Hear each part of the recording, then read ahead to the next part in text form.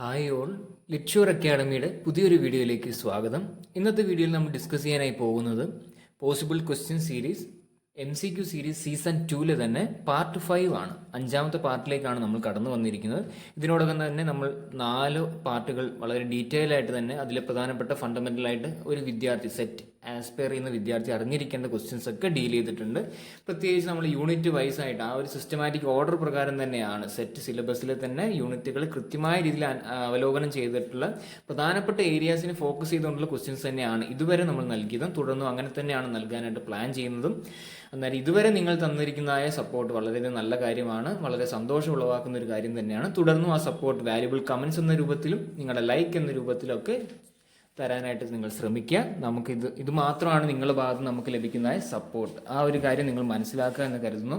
കൂടാതെ നമ്മുടെ ക്രാഷ് ബാച്ചിനെ കുറിച്ച് ഒരിക്കൽ കൂടി ഓർപ്പിക്കുന്നു. നിങ്ങൾക്ക് ജോയിൻ ചെയ്യാൻ താല്പര്യമുണ്ടെങ്കിൽ തീർച്ചയായും ഈ ഒരു വിലയേറിയ സമയം പാഴാക്കാതെ തന്നെ നമ്മൾ ഈ തന്നിരിക്കുന്ന നമ്പർ മുഖേന ബന്ധപ്പെടാനായിട്ട് ശ്രമിക്കുക. വളരെ ക്രിസ്പ് ആൻഡ് ഫോക്കസ്ഡ് ആയിട്ടുള്ള സ്റ്റഡി മെറ്റീരിയൽസ്, കൂടാതെ മോക്ക് ടെസ്റ്റുകൾ, previous year question paper discussion videos, model exam, കൂടാതെ മുഴുവൻ സിലബസും കൃത്യമായ രീതിയിൽ ഫോക്കസ് ചെയ്ത് നൽകുന്ന മെറ്റീരിയലാണ് നൽകുന്നതും. കൂടാതെ ഡൗട്ട് ക്ലിയർ ചെയ്യാനുള്ള പ്ലാറ്റ്ഫോം ഒക്കെ നമ്മൾ ഈ ഒരു പാക്കേജിൽ ഉൾപ്പെടുത്തിയിട്ടുണ്ട്. വളരെ കുറഞ്ഞ നിരക്കിൽ തന്നെയാണ് അതിൻ്റെ ഫീസ് നമ്മൾ നിശ്ചയിച്ചിട്ടുള്ളത്. താല്പര്യമുള്ളവരാണെങ്കിൽ തീർച്ചയായും ആ നമ്പർ മുഖേന ബന്ധപ്പെടാനായിട്ട് ശ്രമിക്കുക. കൂടുതൽ സമയം കളയാതെ തന്നെ നമ്മുടെ ഫസ്റ്റ് ക്വസ്റ്റ്യനിലേക്ക് കടക്കാം. പാർട്ട് 5 ഫസ്റ്റ് ക്വസ്റ്റ്യൻ നമുക്ക് നോക്കാം. The first novel written by Jane Austen was. അതായത് ജെയിൻ ഓസ്റ്റിൻ എന്ന് പറയുന്ന ആ ഒരു റൊമാൻറ്റിക് ലിറ്ററേച്ചർ ആ ഒരു പീരീഡിലെ പ്രധാനപ്പെട്ട ഒരു നോവലിസ്റ്റാണ്. അവർ എഴുതിയിട്ടുള്ളതായ ഫസ്റ്റ് നോവൽ ഏതാണെന്നാണ് ഐഡന്റിഫൈ ചെയ്യേണ്ടത്. Given options are Pride and Prejudice, Sense and Sensibility, Mansfield Park and option D Emma. അതിന്റെ കറക്റ്റ് ആൻസർ ഏതായിരിക്കും? തന്നിരിക്കുന്നത് പ്രകാരം തന്നെ Sense and Sensibility was considered to be Jane Austen's first novel and it was published in the year 1811. 1811 sense and sensibility എന്ന് പറയുന്ന work എഴുതിയിട്ടുള്ളത്, ഇല്ലെങ്കിൽ publish ചെയ്തിരിക്കുന്ന കാര്യം മനസ്സിലാക്കുക. കൂടാതെ ഈ ഒരു ജെയിൻ ഓസ്റ്റിനുമായി ബന്ധപ്പെട്ട് ചിലപ്പോൾ വേറെ രീതിയിലും ചോദ്യങ്ങൾ വരാം. അതുകൊണ്ട് കൂടി തന്നെയാണ് നമ്മൾ ഒരു അഡീഷണൽ ഇൻഫർമേഷൻ ആയിട്ട് നൽകുന്നത്.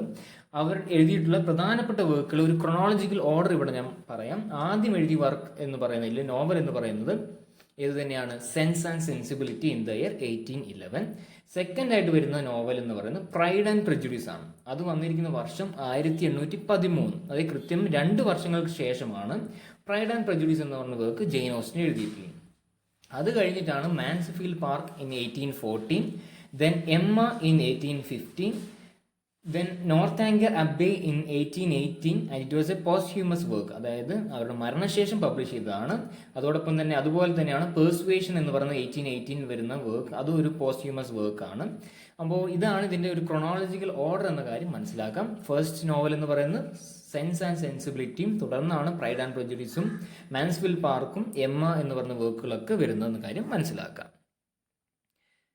The second question, identify the unfinished fiction written by Jane Austen out of the following. ഇതും ജെയിൻ ഓസ്റ്റിനുമായി ബന്ധപ്പെട്ട ഒരു ക്വസ്റ്റ്യൻ തന്നെയാണ്. ജെയിൻ ഓസ്റ്റിൻ എഴുതി എന്ന് കരുതപ്പെടുന്നത് തന്നെ അത് എഴുതിയിട്ടുള്ളതായ വർക്കിൽ അൺഫിനിഷ്ഡ് ആയിട്ടുള്ള വർക്ക് ഏതാണ് തന്നിരിക്കുന്നതെന്ന് ഐഡന്റിഫൈ ചെയ്യണം. Given options are Northanger Abbey, Mansfield Park, Sanditon and option D Lady Susan. അതിൽ കറക്റ്റ് ആൻസർ ഏതായിരിക്കും? Of course the answer will be option C, Sanditon ആണ്. Sanditon is considered to be an unfinished work which was written by Jane Austen, and the other important fictions are we have already been dealt with. Northanger Abbey is an posthumous work, Mansfield Park which was a fiction written in the year 1814, and Lady Susan, it was considered to be an unique one and it is also considered to be or can be referred to be a posthumous fiction by Jane Austen. അപ്പോൾ നമ്മൾ മനസ്സിലാക്കേണ്ട കാര്യം, സാൻഡിറ്റൻ എന്ന് പറയുന്ന work ഒരു unfinished work എന്ന കാറ്റഗറിയിൽ വരുന്നതാണ്. കൂടാതെ സാൻഡിറ്റൻ പോലെ തന്നെ വരുന്ന മറ്റൊരു അൺഫിനിഷ്ഡ് വർക്ക് കൂടിയുണ്ട്. അതിന്റെ പേരാണ് ദി വാട്സൺ. അതായത് the Watson, WATSONS. The Watson എന്ന് പറയുന്ന ഒരു വർക്കും അൺഫിനിഷ്ഡ് ആണ്. ചിലപ്പോൾ ഈ സാൻഡിറ്റൺ എന്ന് പറഞ്ഞ ഓപ്ഷന് പകരം ദി വാട്സൺ ആയിരിക്കാം തന്നിരിക്കുന്നത്. അതിൽ നിന്ന് ഐഡന്റിഫൈ ചെയ്യേണ്ട അൺഫിനിഷ്ഡ് വർക്ക് ഏതാണെന്ന് ചോദിച്ചാലും മനസ്സിലാക്കേണ്ടത് ദി വാട്സൺ ആണ്.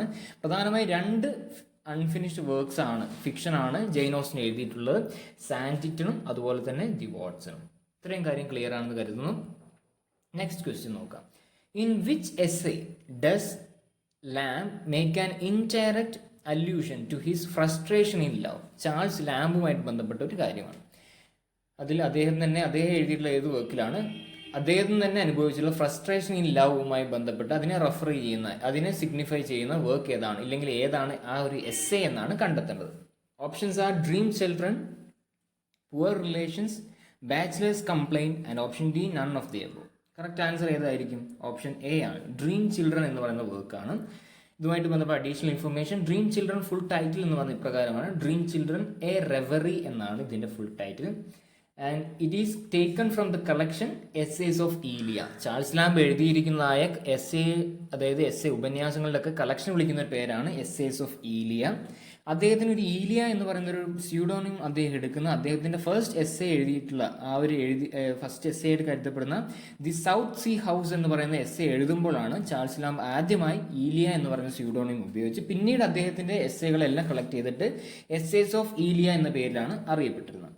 And he's best known for his essays of Elia and for the children's book. അതായത് അദ്ദേഹം ഒരു ചിൽഡ്രൻ ബുക്കും കൂടി എഴുതിയിരുന്നു. അദ്ദേഹത്തിൻ്റെ സഹോദരിയും കൂടി ചേർന്നിട്ടാണ്, മേരി ലാംബും കൂടി ചേർന്നിട്ട് എഴുതിയതാണ് ചിൽഡ്രൻ ബുക്കായിട്ട് കരുതപ്പെടുന്ന ടെയിൽസ് ഫ്രം ഷേക്സ്പിയർ.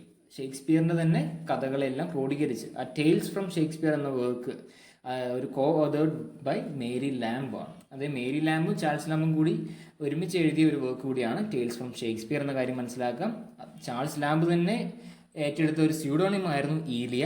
അതാണ് അദ്ദേഹത്തിന്റെ ഫസ്റ്റ് എസ്സേ ആയിട്ടുള്ള ദി സൗത്ത് സീ ഹൗസ് എന്ന് പറയുന്ന എഴുതുന്ന സമയത്ത് ഉപയോഗിച്ച സ്യൂഡോണിം. ഇത്രയും അഡീഷണൽ ഇൻഫർമേഷൻസ് ക്ലിയർ ആണെന്ന് കരുതുന്നു.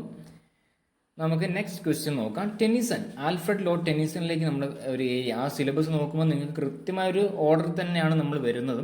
Alfred Lord Tennyson was appointed as the poet laureate of England after whom. അത് ആരുടെ കാലഘട്ടത്തിന് ശേഷമാണ് Alfred Lord Tennyson laureateship of England, അതായത് ഇംഗ്ലീഷ് ലിറ്ററേച്ചറിൽ തന്നെ പോയറ്റ് ലോററ്റ്ഷിപ്പ് ആരുടെ മരണശേഷമാണ് ലഭിക്കുന്നത്? ആർക്ക്? Alfred Lord Tennyson.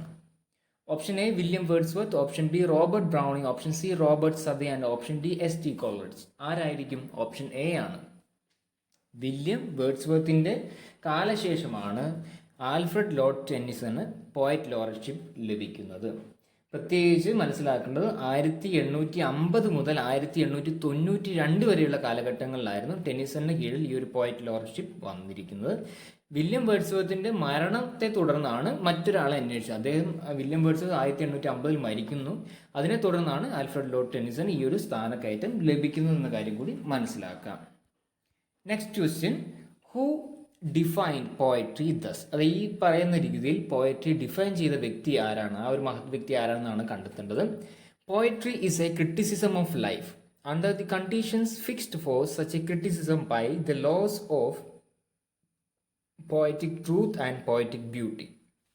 ഈ ഒരു രീതിയിൽ പോയട്രിയെ ഡിഫൈൻ ചെയ്ത ലിറ്റററി ഫിഗർ ഏതാണെന്നാണ് കണ്ടെത്തേണ്ടത്. The given options are T S. Eliot, Coleridge, Wordsworth and option D Matthew Arnold. ആരായിരിക്കും? ഓപ്ഷൻ ഡി ആണ് കറക്റ്റ് ആൻസർ. മാത്യു അർണോൾഡ് ആണ്. അദ്ദേഹത്തിന് തന്നെ എസ്സേ ആയിട്ടുള്ള essays on the study of poetry. Study of poetry എന്ന് പറഞ്ഞ എസ്സേ നിർബന്ധമായും നമ്മളൊരു PG ഡിഗ്രി കാലഘട്ടത്തിൽ പഠിച്ചിട്ടുണ്ടാകാം. ആ ഒരു എസ്സേയിലാണ് അദ്ദേഹം പോയട്രി ഈ പറയുന്ന രീതിയിൽ ഡിഫൈൻ ചെയ്തിരിക്കുന്നത്. കൂടാതെ നമ്മളൊരു അഡീഷണൽ ഇൻഫർമേഷൻ ആയിട്ട് മനസ്സിലാക്കുന്ന മാത്യു അർണോൾഡ് എഴുതിയിട്ടുള്ള പ്രധാനപ്പെട്ട മറ്റ് വർക്ക്സ് അല്ലെങ്കിൽ നോട്ടബിൾ വർക്ക്സ് ആയിട്ട് കരുതപ്പെടുന്നത് Dover beach, the scholar gipsy, Thyrsis, THYRSIS, then culture and anarchy, അത് നിങ്ങളുടെ സിലബസിലെ ഒരു പ്രധാനപ്പെട്ട വർക്കാണ്. Then literature and dogma. ഇതൊക്കെയാണ് മാത്യു അർണോൾഡ് എഴുതിയിട്ടുള്ള പ്രധാനപ്പെട്ട notable works. These works are considered to be the notable works of Matthew Arnold. അതിൽ തന്നെ essays on the study of poetry എന്ന് പറഞ്ഞ എസ്സേയിലാണ് അദ്ദേഹം poetry is a criticism of life under the conditions fixed for such a criticism by the laws of poetic truth and poetic beauty എന്ന രീതിയിൽ define ചെയ്തിരിക്കുന്ന കാര്യം മനസ്സിലാക്കാം. ഇത്രയും കാര്യങ്ങളാണ് ഇന്നത്തെ ഈ ഒരു വീഡിയോ നമ്മൾ പ്രധാനമായും ഡീൽ ചെയ്തതും. ഇത്രയും ക്വസ്റ്റ്യൻസും അതുമായി ബന്ധപ്പെട്ട അഡീഷണൽ ഇൻഫർമേഷൻസും നിങ്ങൾക്ക് ക്ലിയർ ആയിട്ട് മനസ്സിലായി എന്ന് കരുതുന്നു. നിങ്ങൾ സ്പെഷ്യൽ ക്രാഷ് ബാച്ചിലേക്ക് ജോയിൻ ചെയ്യാനായിട്ട് ആഗ്രഹിക്കുന്നവരാണെങ്കിൽ തീർച്ചയായും സമയം കളയാതെ തന്നെ ഈ തന്നിരിക്കുന്ന നമ്പർ മുഖേന ബന്ധപ്പെടാനായിട്ട് ശ്രമിക്കുക. കൂടാതെ ഈ ഒരു ഇതുപോലുള്ള പാർട്ട് വീഡിയോസ് വളരെ നിങ്ങൾക്ക് ഇഷ്ടപ്പെടുന്നുണ്ടെങ്കിൽ നിങ്ങളുടെ വാല്യുബിൾ കമൻസ് ഷെയർ ചെയ്യുക, വീഡിയോ ലൈക്ക് ചെയ്യുക, ചാനൽ സബ്സ്ക്രൈബ് ചെയ്യുന്ന കാര്യം പരിഗണിക്കുക. കാരണം തുടർന്ന് വരുന്ന പാർട്ടുകൾ മിസ്സായി പോകാതിരിക്കുന്നതിന് വേണ്ടിയിട്ട് നിങ്ങൾ ഇതുവരെ ചെയ്തിട്ടില്ല, ചാനൽ സബ്സ്ക്രൈബ് ചെയ്തിട്ടില്ല എങ്കിൽ തീർച്ചയായും ചാനൽ സബ്സ്ക്രൈബ് ചെയ്യുന്ന കാര്യം പരിഗണിക്കാം. ഇത്ര മാത്രമാണ് ഇന്നത്തെ ഒരു വീഡിയോയിൽ ഡീൽ ചെയ്യുന്നത്. സോ ഇറ്റ്സ് ബൈ ഫ്രം ലിറ്റ്ഷുവർ അക്കാഡമി. Thank you all.